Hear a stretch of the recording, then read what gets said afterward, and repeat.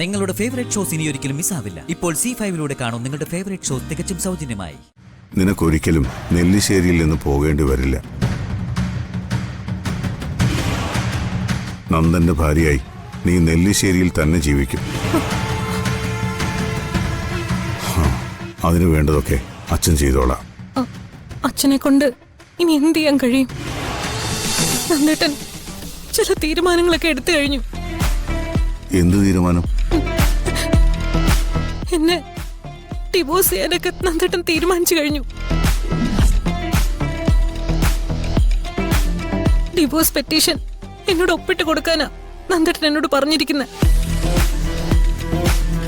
ഞാനിതെങ്ങനെ സഹിക്കും അച്ഛാ?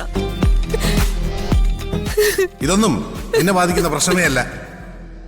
എത്രയും വേഗം ഒരു ജോയിന്റ് ഡിവോഴ്സ് പെറ്റീഷൻ കൊടുക്കണം. അതാണ് നിനക്കും എനിക്ക് നല്ലത്. ശത്രുക്കളെ പോലെ ഒരുമിച്ച് മുന്നോട്ട് ജീവിക്കുന്നതിനേക്കാൾ നല്ലത് എല്ലാം പൊട്ടിച്ചെറിഞ്ഞ് പരസ്പരം അകന്നു പോകുന്നത് തന്നെയാണ്.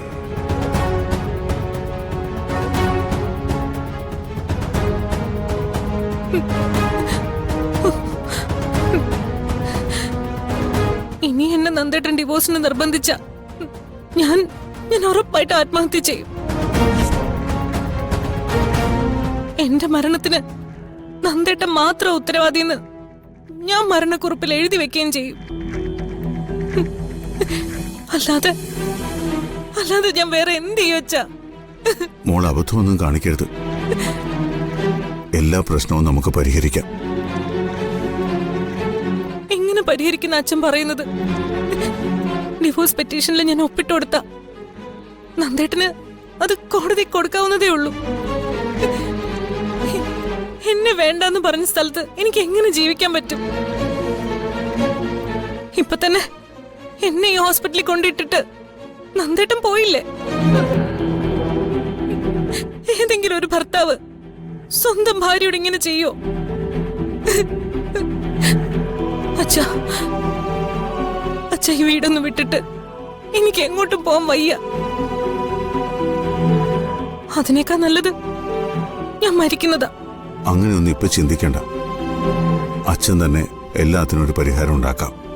മറ്റെല്ലാരും കുഞ്ഞുങ്ങളും ഒക്കെ ആയിട്ട് സന്തോഷിച്ച് ജീവിക്കുമ്പോ ഒന്നിനും കൊള്ളാത്തവളായി അപമാനവും സഹിച്ച് അവരുടെയൊക്കെ മുന്നിൽ എനിക്ക് എങ്ങനെ ജീവിക്കാൻ പറ്റും?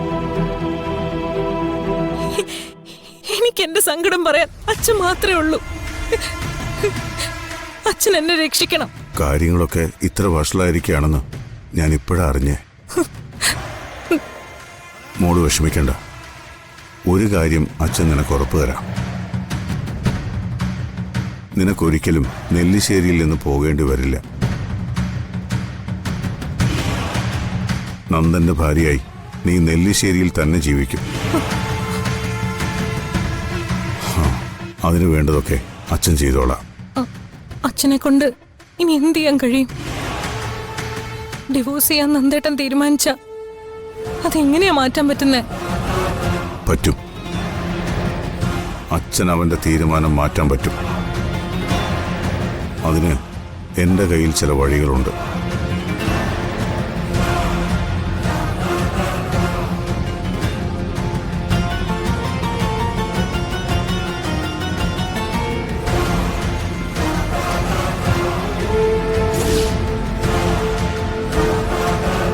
അച്ഛൻ പറഞ്ഞത് മോള് വിശ്വസിക്കേ.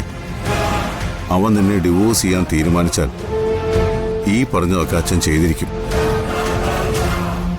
തൽക്കാലം ഈ കാര്യം നമ്മൾ രണ്ടുപേരും മാത്രം അറിഞ്ഞാൽ മതി. ഞാൻ പറഞ്ഞത് മോൾക്ക് മനസ്സിലായല്ലോ? മനസ്സിലായി. അച്ഛൻ മാത്രമേ എനിക്കൊരാശ്രയമുള്ളൂ. നന്ദേട്ടൻ എന്നെ നെല്ലിശ്ശേരി ഇറക്കി വിട്ട ഞാൻ എന്റെ അനക്യം കൊണ്ട് ആത്മഹത്യ ചെയ്യും. അതിന്റെ ഒന്നും ആവശ്യം വരില്ല. പറഞ്ഞ വാക്ക് അച്ഛൻ പാലിച്ചിരിക്കും. മോള് വിശ്രമിക്ക്. അച്ഛൻ പോയിട്ട് വരാം. ശരി അച്ഛൻ.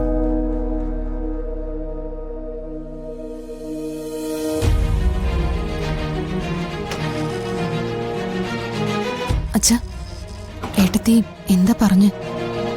ഒന്നും പറഞ്ഞില്ല. അച്ഛനെ ഞാൻ കൊണ്ടുവിടാം. വേണ്ട, ഞാൻ പോയിക്കോളാം. അച്ഛ സിസ്റ്ററെ, എനിക്കൊരു ഫ്രഷ് ഓറഞ്ച് ജ്യൂസ് വേണം. പുറത്ത് അർച്ചന എന്ന് പറഞ്ഞൊരുത്തെ നിപ്പുണ്ടാവും. അവളോട് പറഞ്ഞാൽ മതി, അവള് പോയി വാങ്ങിച്ചോണ്ട് വരും. ശരി, പറയാം.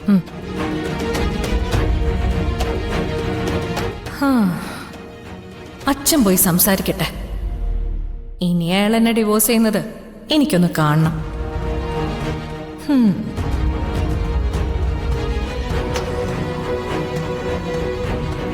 നിങ്ങളാണോ അർച്ചന? അതെ. പേഷ്യന്റിന് ഒരു ഓറഞ്ച് ജ്യൂസ് വേണം. നിങ്ങളോട് വാങ്ങിച്ചോണ്ട് വരാനാ പറഞ്ഞത്. പുറത്തൊരു ഷോപ്പുണ്ട്, അവിടെ കിട്ടും.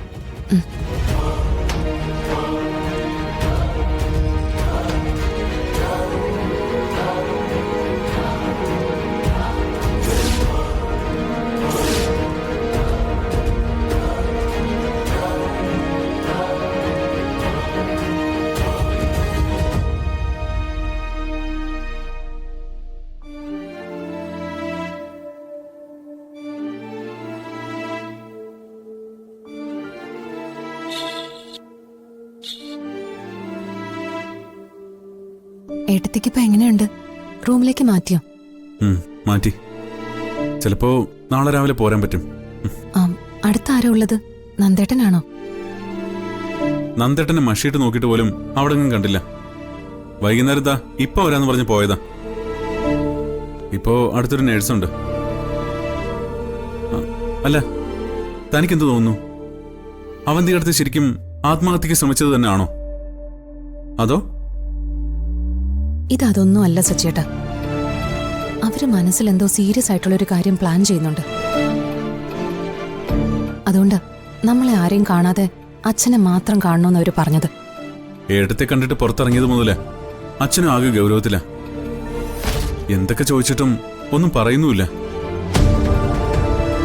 അച്ഛന്റെ മനസ്സിൽ എന്തൊക്കെയോ വിഷമങ്ങളുണ്ട്. വൈകുന്നേരം ആഹാരം പോലും കഴിച്ചിട്ടില്ല. ഞാൻ വിളിക്കാൻ ചെല്ലുമ്പോ ആള് മുറിയിൽ ഗൗരവത്തിലിരിക്കായിരുന്നു. എന്നിട്ട് താൻ കാര്യം എന്താന്ന് ചോദിച്ചില്ലേ? പിന്നെ ചോദിക്കാതിരിക്കോ? അച്ഛന്റെ മുഖത്തൊരു മാറ്റം വന്നാ എനിക്കറിയില്ല ഉള്ളിലെ വിഷമം. പക്ഷേ ഞാൻ ചോദിച്ചിട്ടും അച്ഛനൊന്നും പറഞ്ഞില്ല. അവന്തികടുത്ത് എന്തായിരിക്കും അച്ഛനോട് പറഞ്ഞിട്ടുള്ളത്? ആർക്കറിയാം. എന്തായാലും ഈ കുടുംബത്തിനകത്തൊരു വലിയ പ്രശ്നം ഉണ്ടാക്കാൻ പോകുന്ന എന്തോ ഒന്ന് അവരച്ഛനോട് പറഞ്ഞിട്ടുണ്ട്. അച്ഛനത് വിശ്വസിച്ചിട്ടുമുണ്ട്. അത് മറ്റൊന്നും ആയിരിക്കില്ല. നന്ദേട്ടനോ അവന്തികേട്ടത്തിക്കോ ഇടയിലെ എന്തെങ്കിലും സ്വകാര്യം തന്നെ ആയിരിക്കും. അതുകൊണ്ട് അച്ഛനത് ഇത്രയ്ക്ക് ഫീലായത്.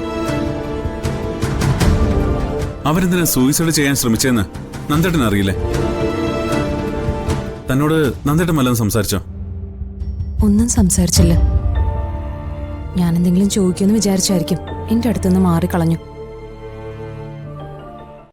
ഡൗൺലോഡ് ചെയ്യൂ C5 ആപ്പ്. കാണൂ എല്ലാ എപ്പിസോഡുകളും സൗജന്യമായി.